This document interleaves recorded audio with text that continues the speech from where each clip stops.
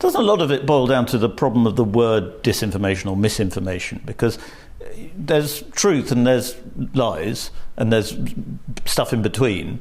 But misinformation doesn't necessarily mean it's not true. It just means it's not approved of. Right. Yeah. No, and I think this is. I mean, we see across the Western world the concepts of misinformation and disinformation being weaponized by state agencies to try and suppress dissent from government policies. I mean, it happened in America, it happened in New Zealand, happened in Canada, happened in Holland. So that is now, I think, a real threat to free speech. And you can actually see how the mission creep happened in the case of our own government. How do you persuade an agency set up to combat disinformation, which was originally, Putin getting bots on social media to try and interfere in elections here and in America?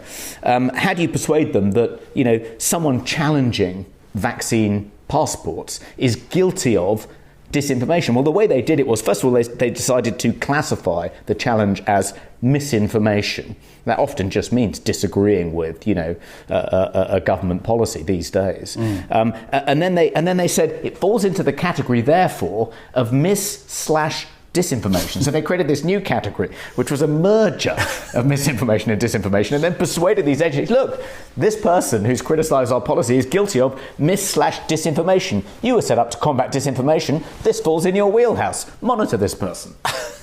Toby, we'll end it there. Thank you very much. I should probably say, in case the YouTube algorithm picks up on this, that I disagree with everything you've just said, and it was all disinformation.